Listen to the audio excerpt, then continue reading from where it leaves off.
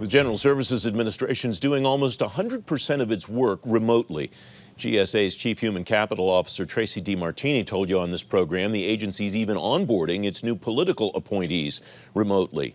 David Shive is the Chief Information Officer at GSA.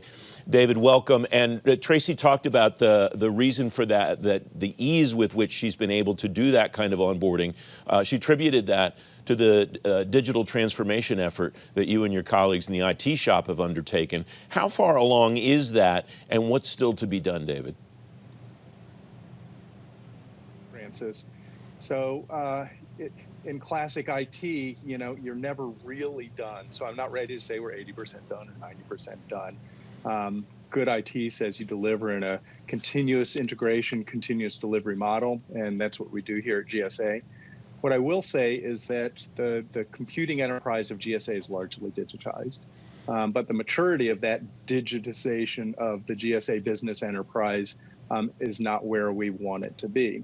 So we're taking a long, hard look at what we need to do to get the best digital outcomes across the entire business portfolio of GSA, and we'll apply some effort to make that the reality.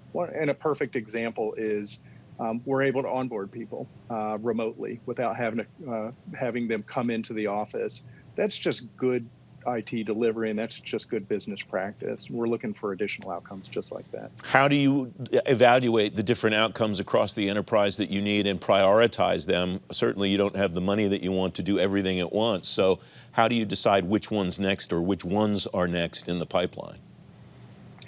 Well, we work very closely with the businesses of GSA. I like to measure things because I'm an IT guy, but frankly, business outcomes is the primary way that we measure here at GSA. So we work very closely with the businesses to say what's important to you, what's on your strategic roadmap, and how can we come in sharp alignment with you. But there are traditional ways that we assess.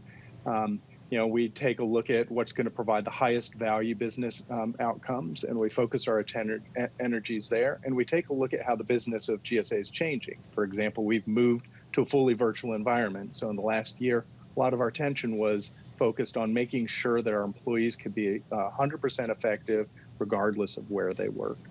We just flashed your CV up there, David, and you've been at GSA for a long time. You had the benefit to work under Sonny Hashmi, your predecessor as the CIO at GSA.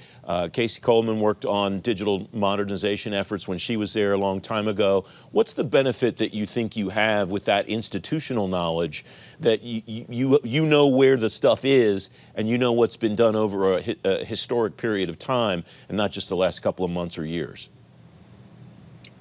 Yeah, you know, a CIO that has a strategic roadmap that's aligned well with the business roadmap of an organization generally would be pretty valuable. And to be able to do that over an extended period of time allows you to see kind of the ebb and flow of the business and build a roadmap that recognizes that ebb and flow over longer periods of time. And having people like Sonny Hashmi and Dave Zvinich here is critically important. You know, at any time over my last 5 years of being the CIO, we've had between 10 and 15 CIOs working in GSA. There's one CIO in GSA, but working in the businesses of GSA. And the great thing is they're able to come in, be impactful from day one. They're not afraid of using technology. As a matter of fact, they encourage the use of technology in the prosecution of their important business mission.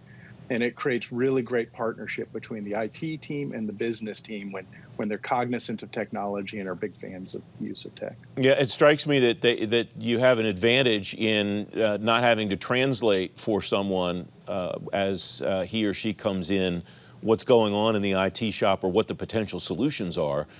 Sonny, for example, leading the Federal Acquisition Service, sat in your chair before you sat in it. So he has I would think, a pretty wide scope of visibility as to what he needs and what the potential solutions are. Absolutely, yes. 21st century business is tech laden, it's tech heavy.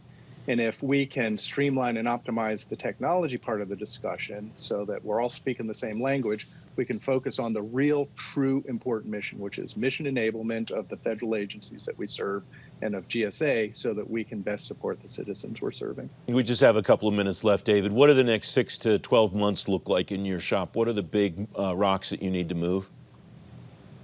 Thanks. Well, I mentioned, digital transformation. We've been doing that for a while at GSA, but we're going to accelerate the transformation within GSA. Now, I'll give you an example. Everything that we do is digital now. We don't deal with paper much anymore. Um, but what we're now doing is taking a look at the underlying business process to say, is it aligned so that we can work most effectively here in a digital environment? Can we do analysis as work processes move through their life cycle? Can we apply augmentation and automation to those processes very elegantly? Can we analyze the effectiveness of transactions and work processes as they're moving through their life cycle rather than waiting to the end and then doing an analysis and then changing it? That's how 21st century business works, and that's how we are setting ourselves up to work in GSA across all of our business portfolio. David Shive, a lot more I'd like to cover, but we're out of time. Thanks very much for joining me today. Thanks, everyone.